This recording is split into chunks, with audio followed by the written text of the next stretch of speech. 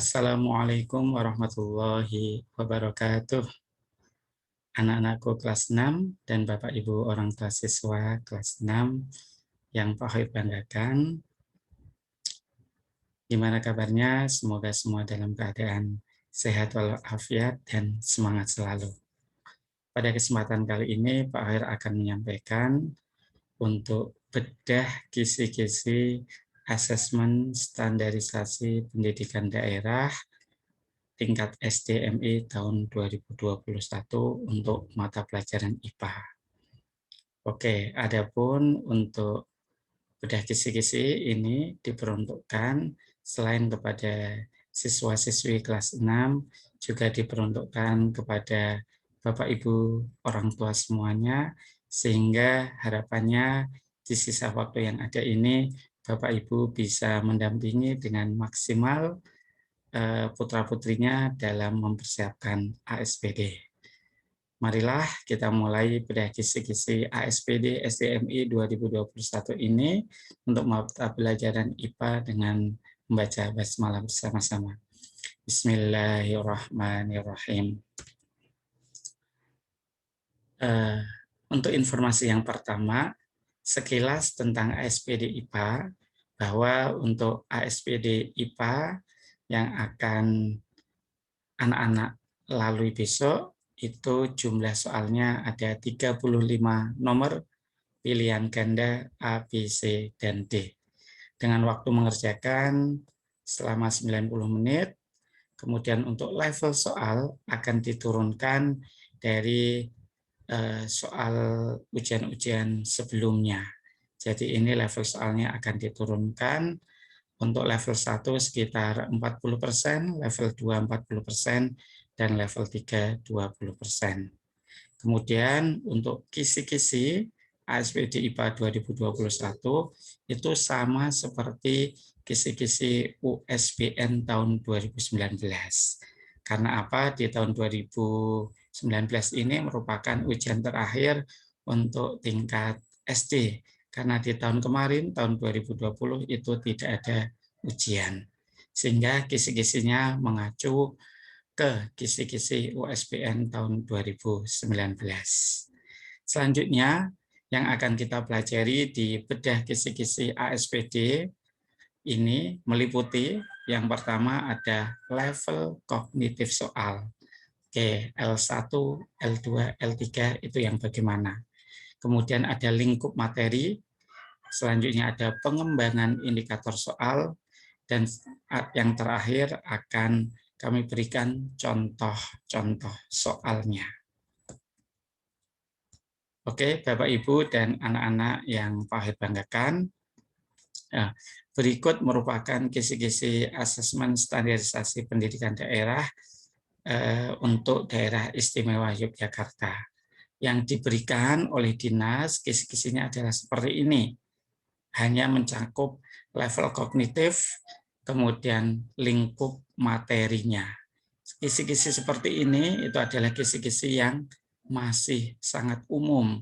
Di sini hanya mencantumkan materi-materi apa saja yang ada di ASPD 2021 ini. Nah, jadi ini masih sangat umum. Nanti akan kita bedah satu persatu kisi-kisi yang umum ini dengan menampilkan beberapa pengembangan indikator soal dan contoh-contoh soalnya. Seperti itu ya. Ini halaman pertama untuk kisi-kisinya, kemudian ada halaman yang kedua seperti ini. Selanjutnya akan Pak sampaikan untuk level kognitif soal. Nah, apa sih yang dimaksud L1, L2, dan L3? Untuk level 1 itu meliputi pengetahuan dan pemahaman. Nah, di sini biasanya di indikator soal itu nanti ada kata-kata atau kalimat mengidentifikasi, menunjukkan, memberikan contoh, dan menyebutkan. L1 ini cenderung hafalan ya. Nah, hafalan. Tetapi kadang kalau hafalan atau ingatan, itu kalau memang belum tidak tahu, ya jadi sulit. Nah, L1, L2, L3 ini tidak menentukan istilahnya mudah, sulit, atau sedangnya soal, tetapi untuk level pemahaman saja. Kemudian untuk L2 tentang aplikasi, itu ada menerapkan, membandingkan, dan mengklasifikasi. Kemudian L3, penalaran, ada menganalisis, memprediksi, atau menyimpulkan. Belum tentu level L3 itu merupakan level soal yang sulit. Nah, belum tentu ya. Nah, bisa saja L1, L2 itu lebih sulit. Nah, di sini adalah level kognitif soal.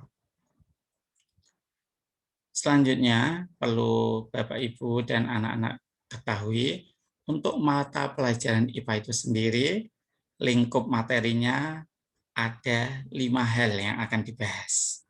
Yang pertama, yang A, ada makhluk hidup dan lingkungannya. B, struktur dan fungsi makhluk hidup. Kemudian C, benda dan sifatnya. D, energi dan perubahannya. Yang E, bumi dan alam semesta.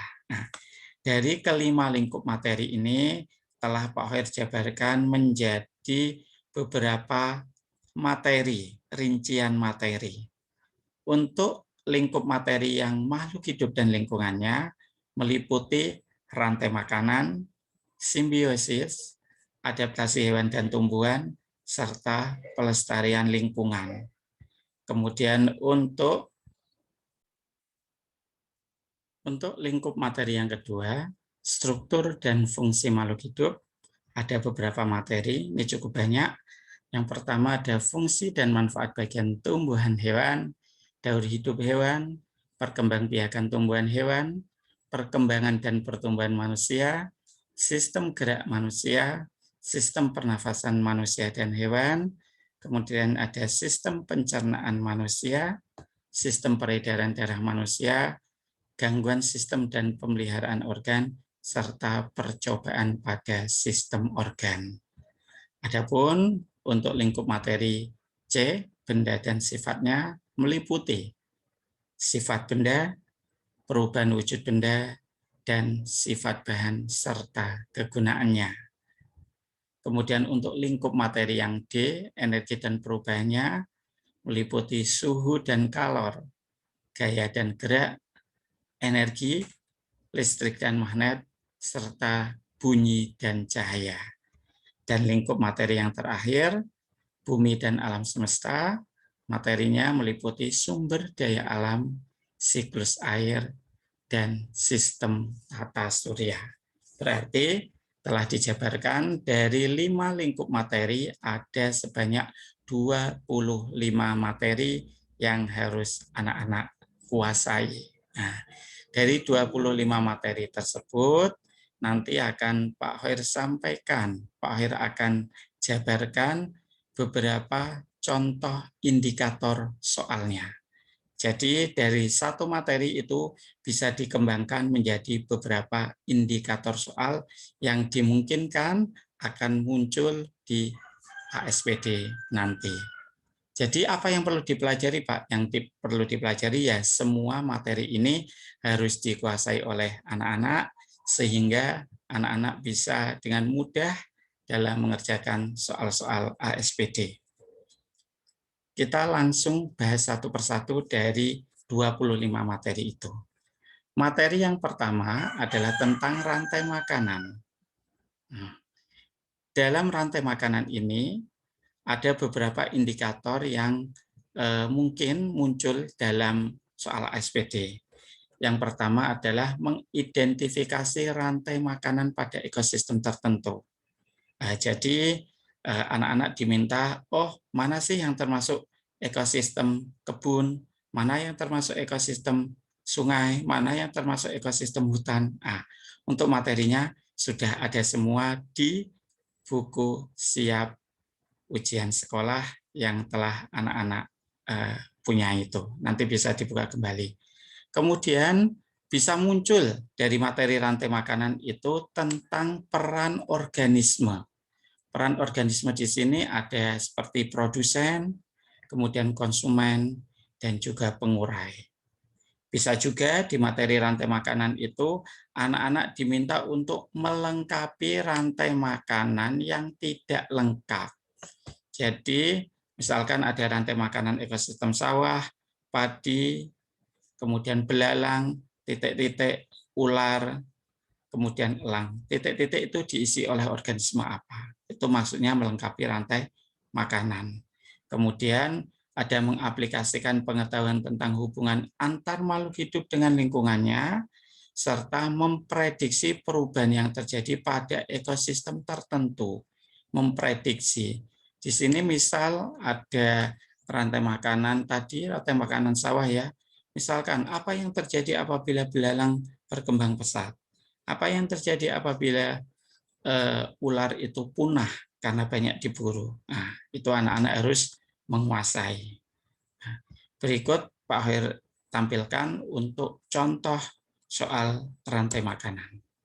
Di sini ya, ada dua contoh. Untuk contoh yang pertama, rantai makanan yang terjadi pada ekosistem kolam adalah, pasti tentunya anak-anak sudah tidak asing ya, nanti bisa dijawab untuk latihan-latihan soal berikut. Ini ekosistem kolam. Kemudian untuk contoh yang kedua hampir sama, tetapi di sini disajikan ilustrasi terlebih dahulu. Siswa diminta untuk menentukan rantai makanan dari ilustrasi tersebut. Ini contoh mengidentifikasi rantai makanan.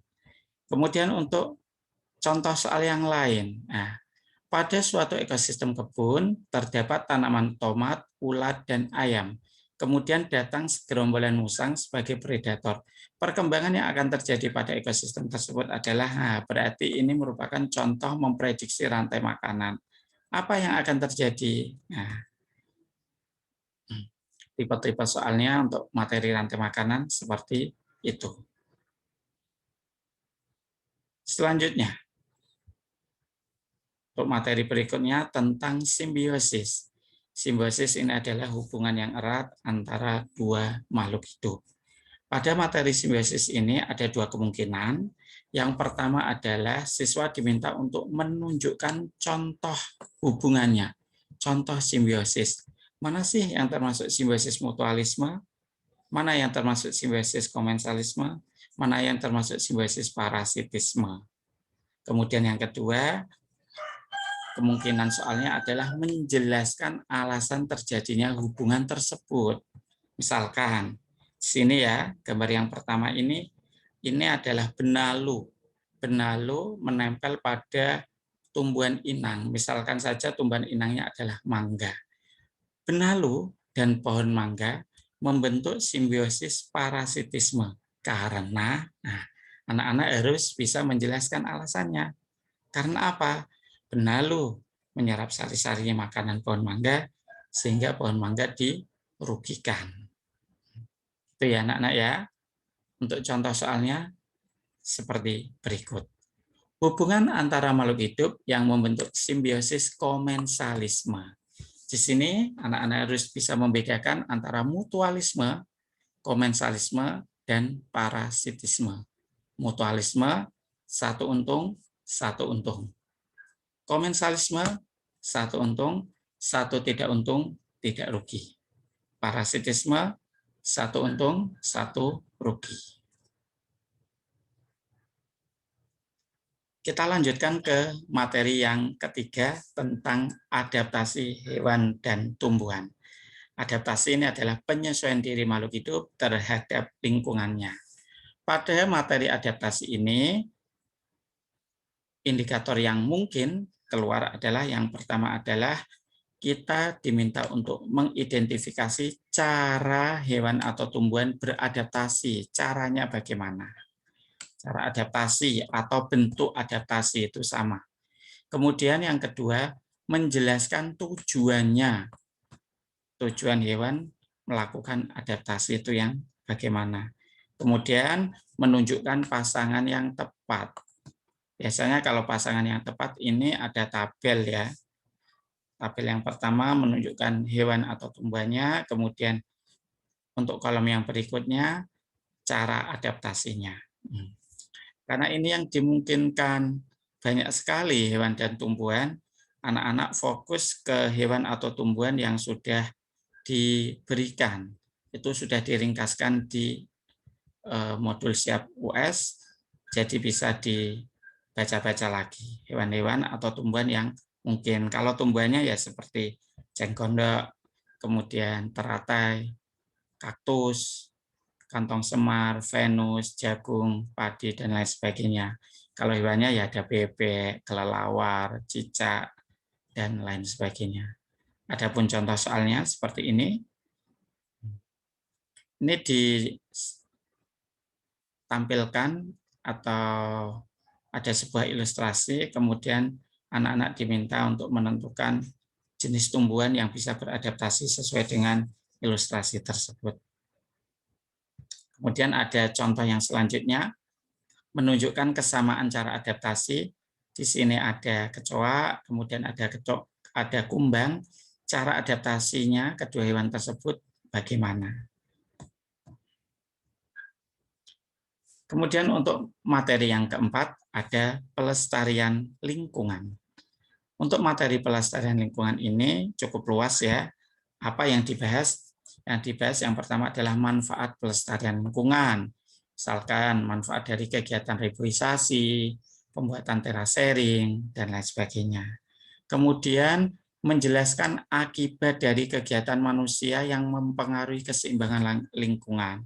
Apa akibatnya jika kita menebang hutan secara liar, membakar hutan, kemudian menangkap ikan dengan bom, akibatnya apa?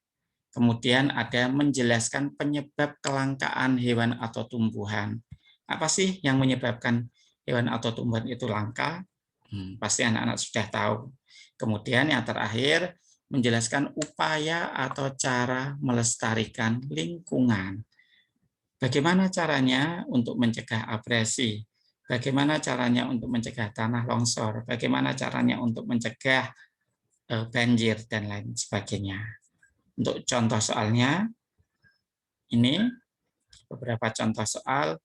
Satu ya, keberadaan pohon nangka di wilayah Yogyakarta semakin berkurang. Penyebab berkurangnya tumbuhan tersebut adalah berarti ini contoh yang penyebab kelangkaan hewan atau tumbuhan. Kemudian ini contoh yang di bawahnya ada sebuah ilustrasi. Pokoknya anak-anak kalau ada ilustrasi yang panjang, anak-anak harus membaca dengan cermat, dengan tuntas, dari kata awal sampai kata akhir. Tidak boleh di skip atau tidak boleh cepat-cepat. Benny dan keluarganya hidup di daerah perkotaan. Mereka tinggal di daerah pemukiman padat penduduk. Banyak sampah rumah tangga yang dihasilkan di daerah tersebut. Tempat sampah tidak mampu menampung seluruh sampah, sehingga akhirnya mereka membuangnya ke sungai. Berdasarkan ilustrasi di atas, dampak yang terjadi akibat pembuangan sampah ke sungai bagi lingkungan adalah, berarti di sini adalah dampak yang diakibatkan dari kegiatan manusia itu apa?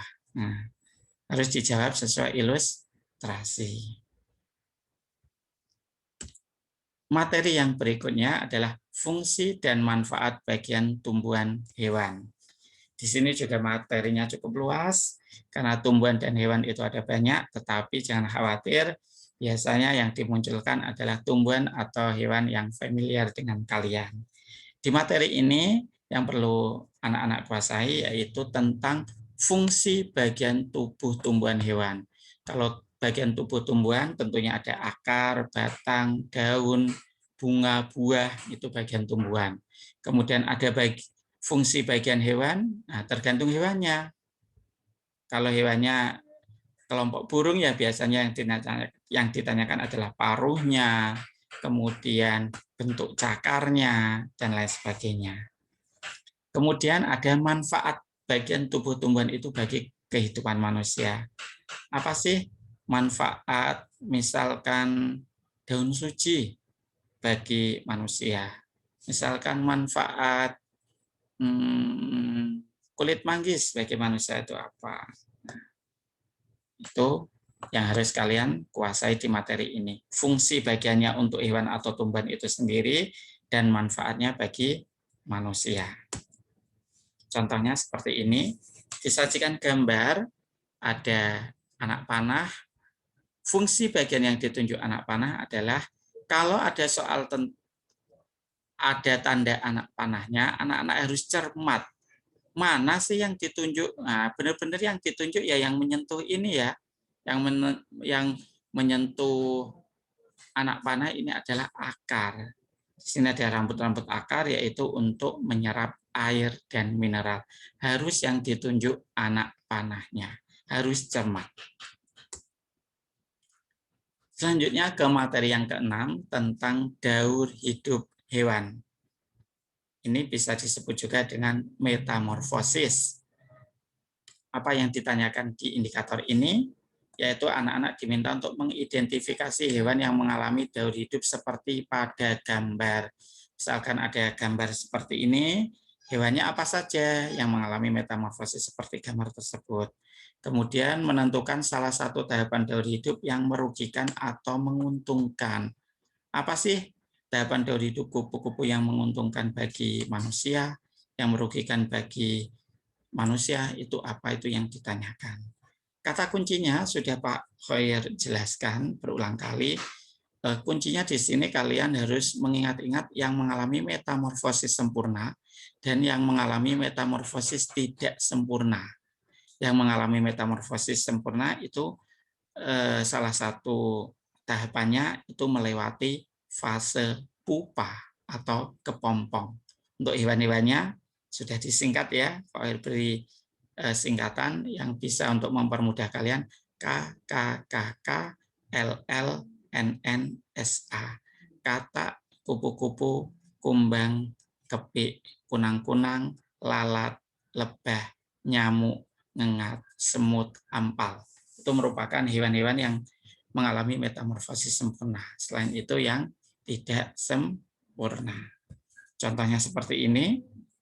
Nah, ini ada daur hidup 3 tahapan. Kalau 3 tahapan ini tidak sempurna. Mana? Nanti silahkan dipilih. Pokoknya anak-anak jangan bosan-bosan untuk membaca materi ketika anak-anak lupa. Tidak lupa pun, Pak Khoir harapkan anak-anak sering membaca materinya, sehingga anak-anak menjadi lebih paham dan memahaminya. Kemudian untuk materi yang ke-7 tentang perkembangbiakan hewan dan tumbuhan. Kalau untuk perkembangbiakan hewan, bisa secara vegetatif, bisa secara generatif. Vegetatif yang tanpa melalui perkawinan, itu meliputi membelah diri, tunas, dan fragmentasi. Sementara untuk yang generatif melalui perkawinan ada ovipar, vivipar, dan ovovivipar. Kalau untuk tumbuhan sendiri, kalau secara generatif itu dengan dengan mengalami penyerbukan dan pembuahan. Sementara untuk yang vegetatif, ada vegetatif alami meliputi tunas, umbi, rizoma, kemudian geragi, spora, kemudian yang vegetatif buatan ada cangkok, ada merunduk, ada stek. Itu nanti anak-anak perlu kuasai. Nah, di sini yang harus kalian kuasai adalah contoh tumbuhan yang dikembangbiakkan dengan cara tertentu. Ini sangat banyak sekali ya tumbuhan ya. Tapi Pak Khoir harapkan nanti yang muncul adalah insya Allah tumbuhan-tumbuhan yang familiar dengan kalian. Kemudian contoh hewan yang berkembang biak dengan cara tertentu. Kemudian ada menentukan pasangan antara hewan atau tumbuhan dengan cara perkembangbiakannya. Berikut contoh soalnya. Disajikan gambar tumbuhan yang dapat dikembangbiakkan dengan cara di atas adalah di sini merunduk ya. Contoh yang merunduk itu yang bagaimana? Ini adalah salah satu contoh soalnya. Pak lanjutkan untuk materi yang ke-8 tentang perkembangan dan pertumbuhan manusia. Di indikator ini biasanya hanya satu yang muncul, yaitu tentang ciri-ciri pubertas. Ciri-ciri pubertas pada laki-laki dan juga perempuan. Biasa di sini dibedakan ciri primer dan ciri sekunder. Kalau ciri primer pada laki-laki itu adalah mulai memproduksi sel sperma dengan ditandai mimpi basah. Kalau yang perempuan mengalami menstruasi. Yang selain itu merupakan ciri-ciri sekunder atau ciri-ciri fisik. Pada laki-laki, ciri fisiknya adalah tumbuh jakun, dada membidang, tumbuh jenggot, dan lain sebagainya. Kalau pada perempuan, itu cirinya adalah payudara membesar, kemudian pinggul melebar, dan lain sebagainya. Itu adalah ciri pubertas. Ketika kalian menemukan soal pubertas, kalian harus benar-benar jeli dan teliti dalam membaca soalnya. Karena ini kemungkinan cuma dua, putra atau putri, laki-laki atau perempuan. Nah, di sini kan contohnya perkembangan manusia pada remaja putri. Berarti yang kalian pilih adalah remaja putri, jangan putra ya, harus teliti. Materi berikutnya, materi yang ke-9 adalah tentang sistem gerak manusia. Sistem gerak pada manusia ini meliputi sendi dan arah geraknya, kemudian fungsi bagian rangka, sama gerak aktif dan gerak pasif. Ini jenis-jenis sendi sudah sering kali muncul dalam tryout dan materinya, sudah anak-anak harus kuasai ya.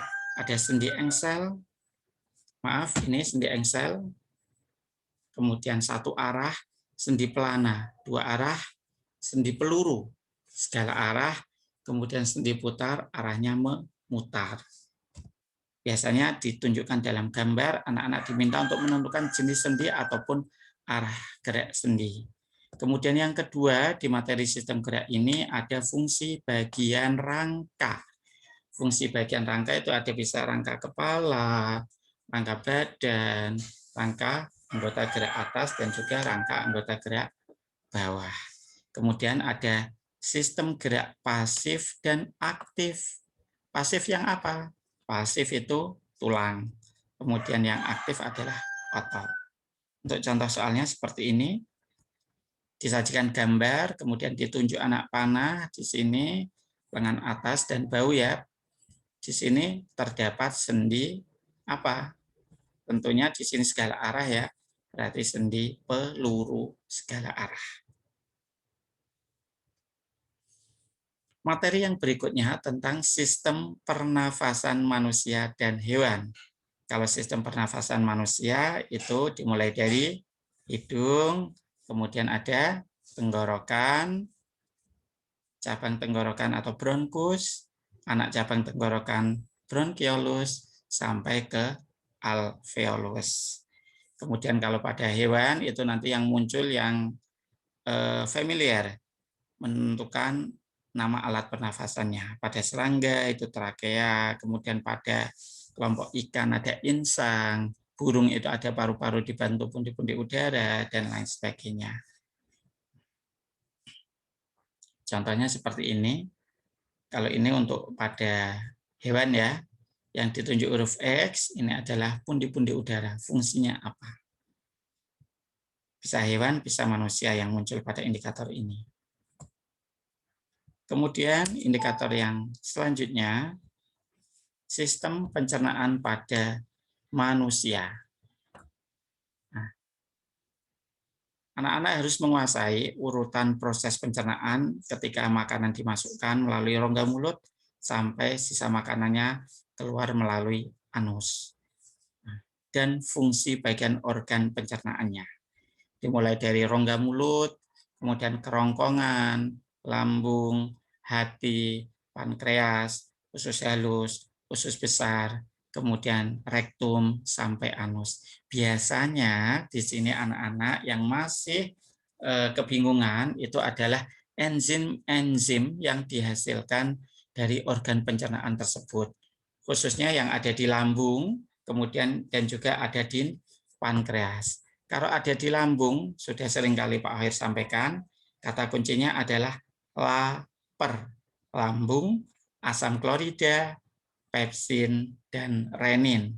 Sementara di pankreas, GP alit, getah pankreas, amilase, lipase, dan tripsin. Bagaimana bisa memahaminya, Pak? Anak-anak setidaknya harus hafal dulu. Kalau sudah hafal, insya Allah nanti anak-anak bisa memahaminya. Silahkan dibuka kembali modulnya dan diingat-ingat. Jangan sampai terjebak atau melakukan kesalahan di soal-soal yang sama. Ini kan sudah sering kali keluar. Gitu ya. Contoh soalnya seperti ini. Nah, di sini yang ditunjukkan huruf X adalah rongga mulut. Di rongga mulut terdapat proses pencernaan secara mekanik oleh gigi dan lidah, dan kemudian secara kimiawi oleh enzim petialin. Enzim petialin itu sama seperti amilase, yaitu mengubah karbohidrat menjadi zat gula. Materi yang ke-12 tentang sistem peredaran darah manusia. Sini anak-anak diminta untuk mengidentifikasi bagian yang ditunjuk pada gambar sistem organ peredaran darah dan fungsinya. Maksudnya adalah bagian-bagian jantung. Yang atas adalah serambi, yang bawah adalah bilik. Serambi itu menerima darah, bilik memompa darah. Ada kanan, ada kiri. Kanan itu darah kotor. Darah kotor itu adalah darah yang kaya karbon dioksida. Sementara kiri adalah darah bersih, darah yang kaya akan oksigen. Jangan kebalik. Contoh soalnya seperti ini. Ini yang atas adalah serambi, yang bawah adalah bilik. Yang sebelah sini adalah kanan, yang sebelah sini adalah kiri. Di sini berarti bilik kiri. Bilik memompa darah kiri bersih. Berarti memompa darah bersih ke seluruh tubuh. Contoh yang urutan alirannya, ada sistem peredaran darah besar, sistem peredaran darah kecil. Kalau sistem peredaran darah besar, kata kuncinya adalah JSTJ, jantung, seluruh tubuh, jantung. Kemudian yang kecil, jantung, paru-paru, jantung. Silahkan dibuka kembali, disimak kembali. Contoh ya, satu ini ya.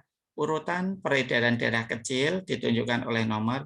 Peredaran darah kecil adalah jantung, paru-paru, jantung. Mari kita cek.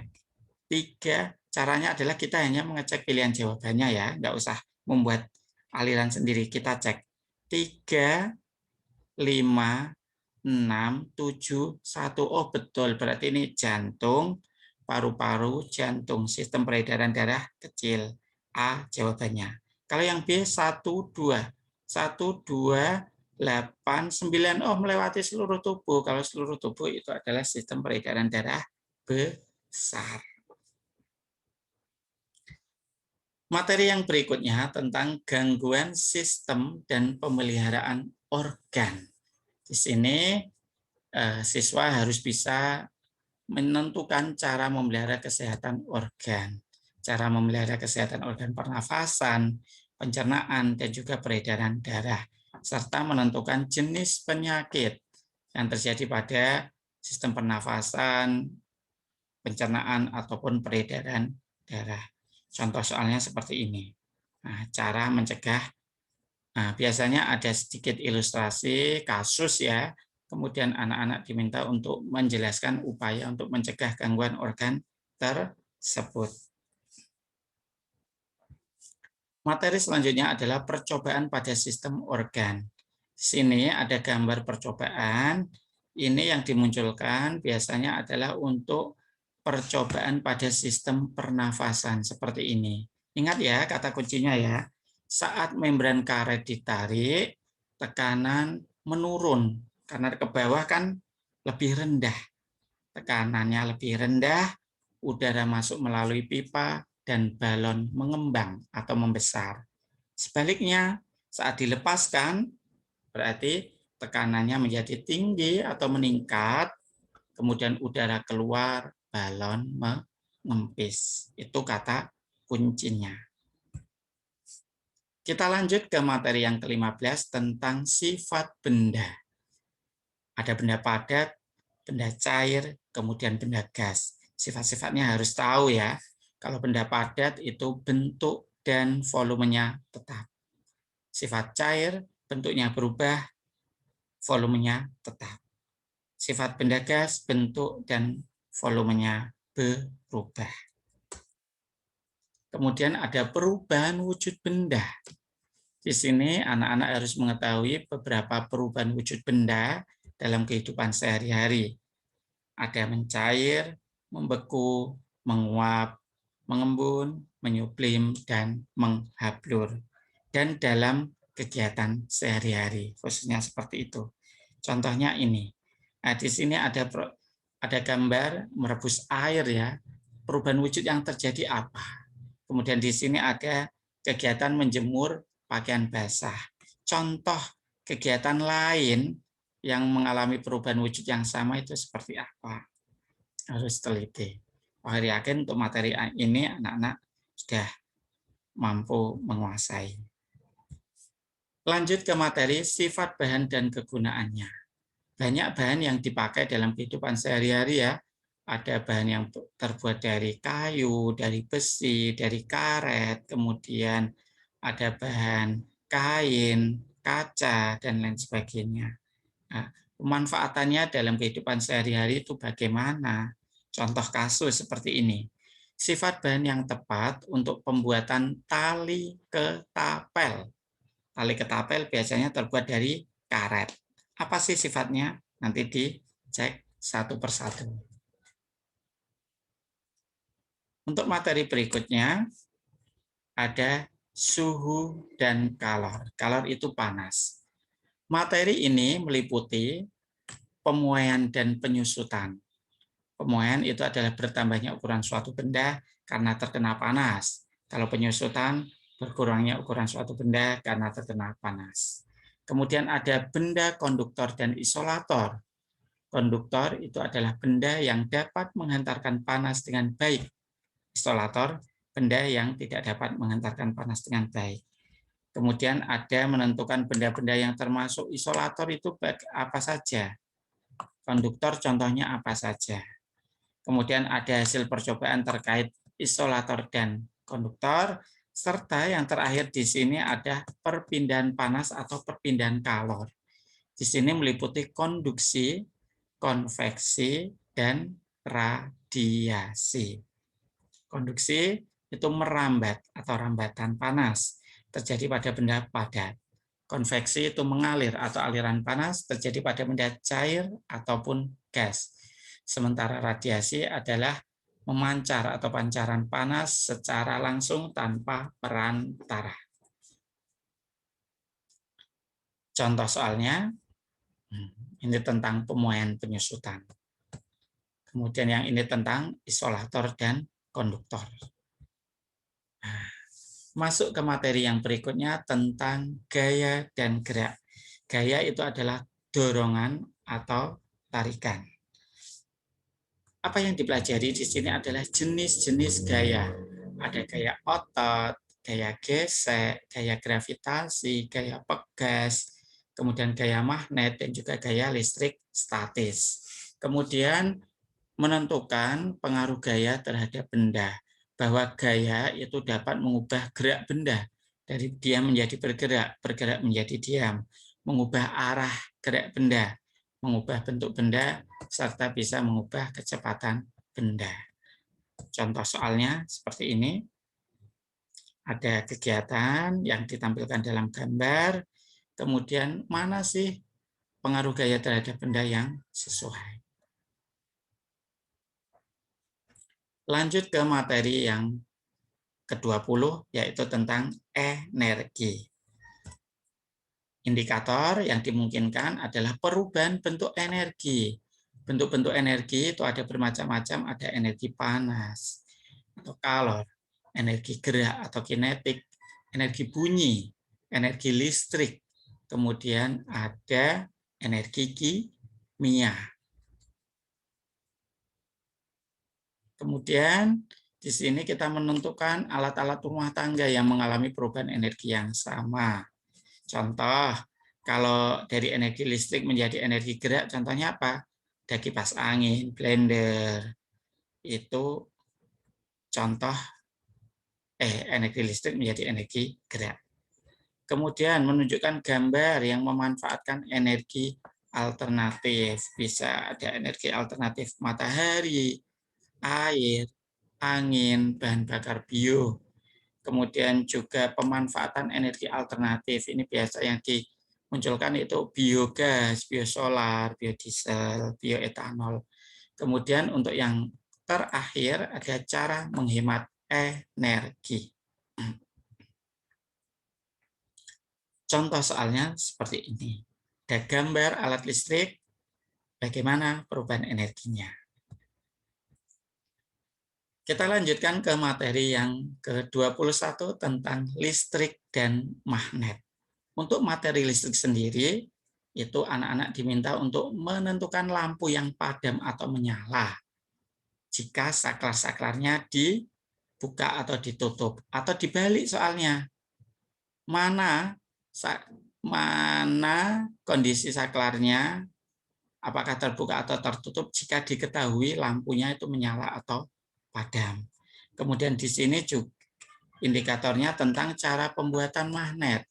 Cara pembuatan magnet itu ada melalui gosokan, ada induksi, ada elektromagnetik.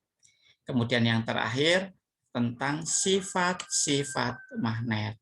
Bahwa magnet itu memiliki medan magnet, dapat menarik benda-benda tertentu. Kemudian jika dua kutub yang senama didekatkan akan tolak-menolak, dan lain sebagainya. Contoh soalnya seperti ini. Rangkaian listrik harus teliti. Kemudian ada magnet. Ada gambar sifat magnet yang sesuai itu yang bagaimana. Pak Hir lanjutkan ke materi yang ke-22 tentang bunyi dan cahaya. Kalau di materi bunyi itu meliputi kita diminta untuk menentukan benda-benda yang dapat menyerap bunyi. Misalkan di ruang studio, itu kan suaranya bisa menggaung, mengganggu ya. Biasanya dilapisi oleh styrofoam, kayu, dan lain sebagainya. Kemudian yang sering muncul juga tentang alat musik. Menyebutkan alat musik yang digesek, ditiup, dipukul, dipetik, digetarkan. Biasanya ini adalah alat musik yang familiar dan juga alat musik tradisional sesuai kedaerahan masing-masing. Kemudian ada menentukan bunyi rendah dan tinggi. Ini biasanya ada percobaan sederhana, botol atau gelas diisi air, kemudian dipukul, mana nada yang paling tinggi, mana nada yang paling rendah, atau ditiup. Dipukul dan ditiup itu berkebalikan. Kemudian untuk materi cahaya, ada menentukan arah bayangan benda. Kemudian menentukan sifat cahaya. Sifat-sifat cahaya masih ingat ya nak? Cahaya dapat dipantulkan, cahaya menembus benda bening, cahaya merambat lurus, cahaya dapat diuraikan, dibiaskan atau dibelokkan juga. Contoh soalnya seperti ini. Materi yang ke-23 tentang sumber daya alam. Banyak sekali ya, baik sumber daya alam yang dapat diperbarui maupun tidak dapat diperbarui. Di sini diminta untuk menjelaskan manfaat salah satu sumber daya alam. Menentukan sumber daya alam yang dapat diperbarui atau tidak dapat diperbarui. Kemudian dampak dari pengambilan bahan alam terhadap pelestarian lingkungan. Kalau kita melakukan penambangan secara berlebihan, apa dampaknya? Seperti itu. Contoh soalnya. Lanjut ke soal ke materi yang ke-24 tentang daur air. Tahapan-tahapan daur air meliputi penguapan atau evaporasi, kemudian pengembunan atau kondensasi, pengendapan atau presipitasi, dan penyerapan atau infiltrasi, serta limpasan. Di sini anak-anak harus bisa menentukan tahapan daur air. Kemudian menjelaskan kegiatan manusia yang mempengaruhi daur air. Misalkan betonisasi, pengaspalan jalan, apa dampaknya kegiatan tersebut bagi daur air. Kemudian dampak negatifnya itu yang bagaimana. Contoh soalnya seperti ini. Nah, lanjut ke materi yang ke-25 tentang sistem tata surya.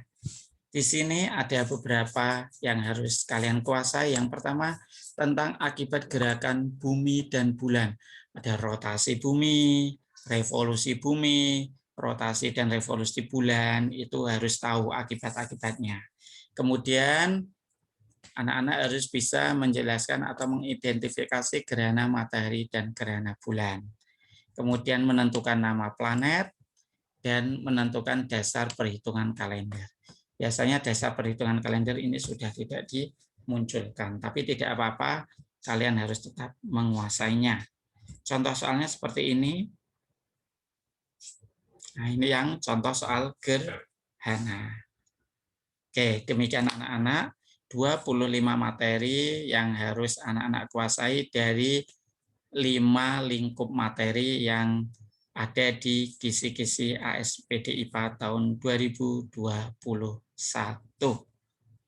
Selanjutnya, Pak Hoir akan memberikan tips dalam mengerjakan soal IPA.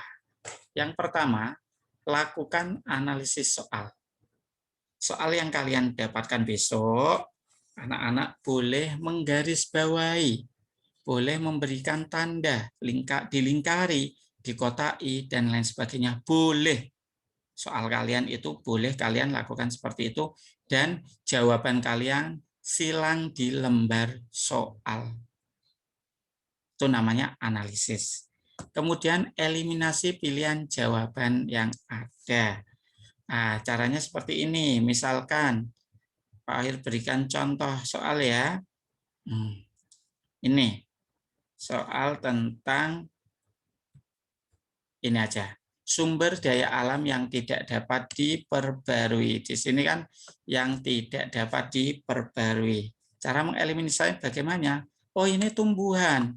Sudah diketahui ini dapat diperbarui, berarti jangan dipilih. Kemudian kerosin, aftur, batu bara terpentin. Oh, ini ada terpentinnya, dapat diperbarui. Jangan dipilih. Berarti A dan B sudah ditinggalkan saja, jangan dipilih. Kemudian pilih yang C atau D. Coba kita cek C. Oh, C di sini ada biosolar. Bio itu termasuk dari tumbuh-tumbuhan atau dari hewan. Bisa diperbarui. Berarti jawabannya ini sudah kita eliminasi. Pilihan jawaban yang tepat adalah yang D. Gitu ya, eliminasi pilihan jawaban. Kemudian yang ketiga, kerjakan soal yang mudah terlebih dahulu. Kalian mengerjakan soal harus urut dari nomor 1 sampai nomor 35. Ketika kalian menemui soal yang sulit, itu nomornya boleh kalian lingkari, lewati terlebih dahulu. Nah, setelah itu kerjakan kembali soal yang sulit. Tadi soal yang kalian lewati itu kerjakan kembali. Fokus, insya Allah akan ketemu jawabannya. Setelah langkah 1 sampai langkah 4 kalian kerjakan, kemudian cek kembali semua jawaban kalian. Pastikan sudah kalian jawab dan kalian silang di LJK kalian. Gitu ya. Ini tips mengerjakan soal IPA dari Pak Khair. Kemudian selalu mohon petunjuk Allah agar diberikan kemudahan dan ketelitian. Berdoa dan belajar berusaha itu merupakan kunci kesuksesan kalian. Manjada wajada, siapa yang bersungguh-sungguh pasti akan mendapatkan kesuksesan. Itu ya anak-anak ya. Oke, alhamdulillah, terima kasih untuk bedah kisi-kisi IPA ASPD 2021 telah selesai.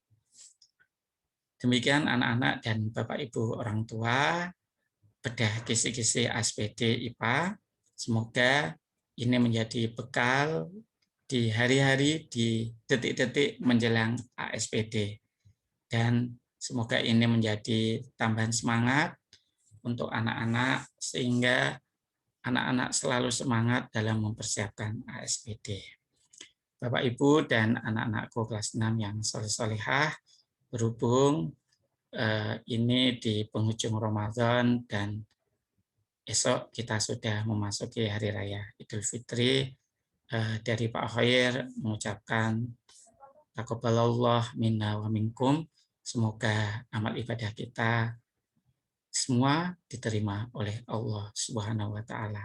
Kita kembali fitri, kita kembali suci di Hari Raya Idul Fitri ini. Pak Khair mengucapkan selamat Hari Raya Idul Fitri. 1442 Hijriah. Mohon maaf lahir dan batin. Bismillah anak-anak, di sisa waktu yang ada ini, manfaatkan dengan terus belajar dan tingkatkan berdoa, mohon restu kepada orang tua. Insya Allah anak-anak akan diberikan kemudahan, diberikan kelancaran, dan diberikan kesuksesan dalam ASPD STMI 2021. Insya Allah Bapak Ibu Guru semua akan selalu mengiringi langkah-langkah kalian dengan doa-doa yang terbaik buat kalian semua. Demikian anak-anakku dan Bapak Ibu orang tua, bedah kisi-kisi ASPD STMI 2021 mata pelajaran IPA yang bisa Pak Khoir sampaikan. Prestasi penting, jujur yang utama. Terima kasih, kurang lebihnya mohon maaf. Wassalamualaikum warahmatullahi wabarakatuh.